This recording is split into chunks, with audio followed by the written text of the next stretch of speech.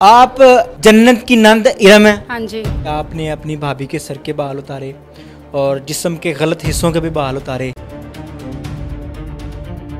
कोई मैंने नीचे से बाल नहीं उतारे, ऊपर से मुझे कहते हुए शर्म आ रही है जो उन्होंने बातें की हुई है।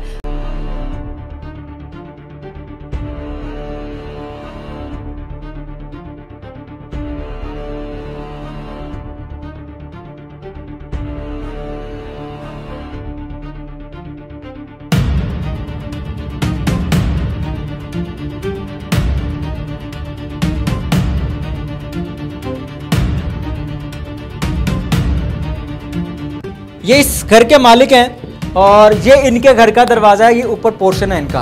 यहाँ पर नीचे रोड चलते रहे, एक औरत के साथ चार लोग गैंग रेप करते रहे, उसको शराब पिलाई गई, आपको ऊपर आवाज़ ही नहीं आई। आप जन्नत की नंद इरम है। हाँ जी।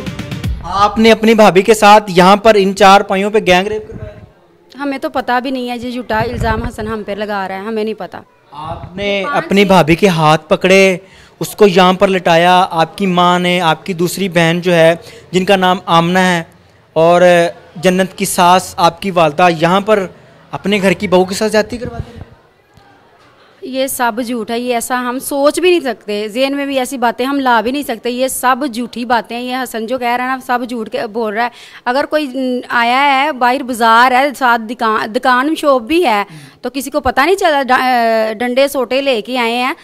अब हम बाहर आए हैं, ये जो आप हमारा इंटरव्यू लेने के लिए है, सारा मोहल्ला इकट्ठा हो गया, लोग इकट्ठे हो गए हैं ना, तो दरवाज़ा खुला था। उस्मान ने दोस्तों को बुलवाया, किसी को कोई पता नहीं चला। जन्नत हसन ने यह भी बोला मेरी मामा चीखें मारती रही है, किसी ने कोई बात नहीं सुनी मेरी मामा की, किसी ने चीख नहीं सुनी, किसी ने नहीं चीख सुनी, कोई अंदर नहीं आया। एक चीख कोई मार देना, किसी के घर लड़ाई झगड़ा हो जाए तो हम सारे इकट्ठे हो जाते हैं।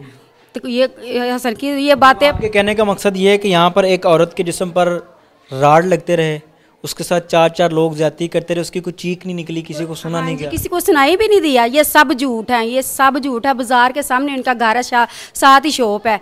ये आप इस घर में आखिरी दफ़ा कब आई थी? आज से पहले 10-15 दिन हो गए हैं। इस महीने से पहले ये जो वाक़या हुआ है, उससे पहले पिछले महीने में आई थी। वाक़े वाले दिन आप यहाँ पर इस घर में मौजूद भी नहीं थे। हम अपने घर में भी मौजूद नहीं थे। मेरी कज़न का मिलाद था, हम उधर गए थे। आपकी भाभी का एक्सीडेंट हुआ?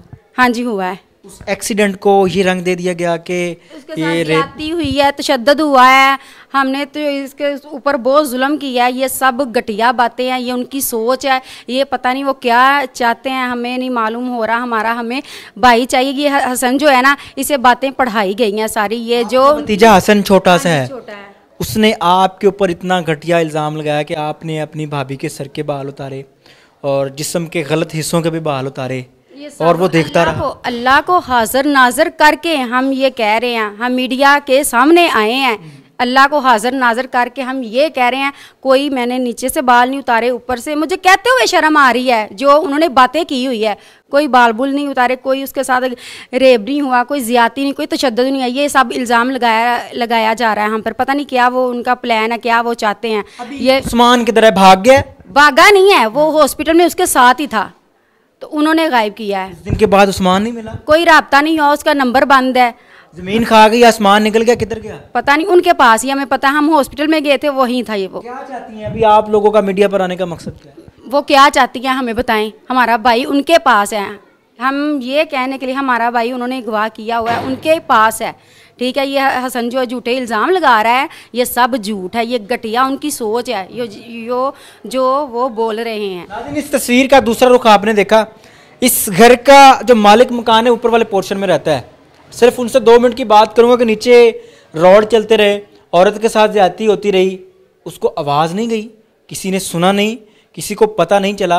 और यहाँ पर एक बात और नोट करने वाली कि जिस दिन का ये मामला हुआ, उस लड़की के साथ उसका एक्सीडेंट हुआ, बकौल ये CCTV फुटेज के, उस दिन के बाद इनका भाई उस्मान गायब है। इनका कहना है कि हमारे भाई को उन्होंने अगवा किया या कत्ल कर दिया या जहाँ भी भेजा, पुलिस उसको रिकवर करके दे। अगर वो गुनाहगार है तो उसको पुलिस स्टेशन में लाया जाए, दिखाया जाए कि बंदा ये गुनाहगार है, उसके मुताबिक कार्रवाई की जाए। अगर जन्नत लोग मीडिया का और पुलिस का गलत फायदा उठा रहे हैं तो उनके ऊपर भी कार्रवाई होनी चाहिए। हाँ जी, कार्रवाई उनके ऊपर पर्चा होना चाहिए, डबल होना चाहिए।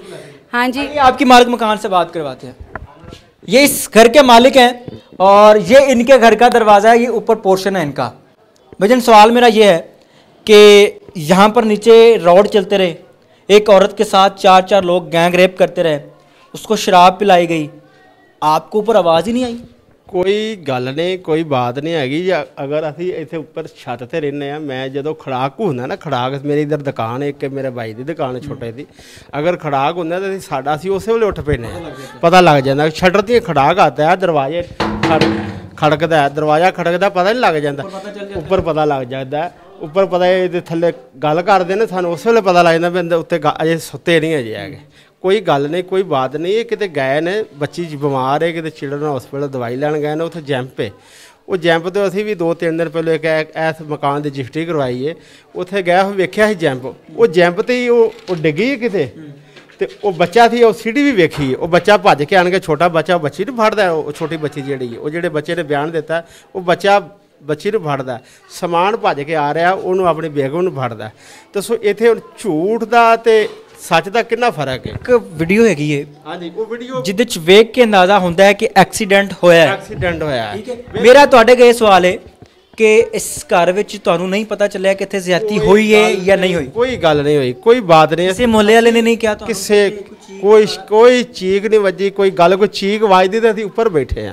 ए मेरा भाई नाल रात उपर ਦਾ ਟਾਈਮ ਸੀ, रात दा टाइम, वैसे भी सन्नाटा ਹੁੰਦਾ, आवाज ਜ਼ਿਆਦਾ। कोई गल नहीं, कोई बात नहीं। रात के टाइम बच्चे स्कूल जब चले जाते उदों सन्नाटा हो जाता। ਕੀ ਕਹਿੰਦੇ ਹੋ ਤੁਸੀਂ? ਅੱਲਾਹ ਨੂੰ ਹਾਜ਼ਰ ਨਾਜ਼ਰ ਜਾਣ ਕੇ ਕਹਿੰਦੇ अल्लाह दे हुक्म नाल ये गल कर रहा ਦੇਖ ਲਓ ਤੁਸੀਂ ਮਾਲਕ ਮਕਾਨ ਹੋ, ਤੁਹਾਡਾ ਇਹਨਾਂ ਨਾਲ ਉਹਨਾਂ ਨਾਲ ਕੋਈ ਗਰਜ਼ नहीं है। अल्लाह दे हुक्म नबी दे सदके नाल मैं गल कर रहा। असी अपने कानों से अपनी आंखों से कोई देखा नहीं हैगा, कोई गल नहीं, कोई बात नहीं। उस दवाई ले झूठ बोल रहे हैं। वो झूठ बोल रहा है। अल्लाह आपसे राजी। नाज़रीन, एक तस्वीर का दूसरा रुख आपको दिखाया है। अब यहाँ पर अदारों की आजमाइश है, उनके लिए एक चैलेंज बन चुका है ये केस कि इस केस को कैसे शफाफ और शफाफ तरीके से इन्वेस्टिगेट करना है। बूढ़े लोग, बुजुर्ग, औरत, अपनी सास पर इल्ज़ाम लगाया गया कि उसने मेरे साथ गैंग रेप करवाया है और मीडिया का इस्तेमाल किया गया, पुलिस का इस्तेमाल किया गया। अगर गलत किया गया तो उनके ऊपर एक्शन होना चाहिए ताकि आने वाले वक्त में और भी जो लोग इस तरह का झूठा मुकदमा करवाएं, झूठी कहानी बनाएं, उनको अंजाम मिले कि ऐसे हमारे साथ भी होगा जैसे जन्नत ने किया है। अब यहाँ पर एक चीज़ क्लियरली आप अपनी स्क्रीन पर देख रहे हैं कि सीसीटीवी फुटेज में एक्सीडेंट हुआ है, उस एक्सीडेंट को रेप का नाम दे दिया गया, उस एक्सीडेंट को राड मारने का नाम दे दिया गया। और दूसरा आपने घर भी देखा जिस घर के अंदर सारे मुनाजर आपको दिखाएं। अगर यहाँ पर गैंग रेप हुआ होता तो यहाँ पर रॉड मिलते, यहाँ पर खून मिलता, यहाँ पर गंदे कपड़े मिलते, कुछ भी नहीं मिला यार। तो फिर कहानी असल है क्या?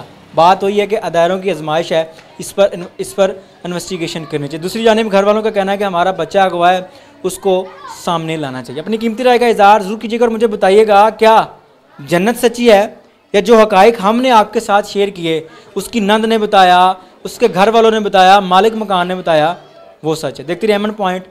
अल्लाह निगहबान।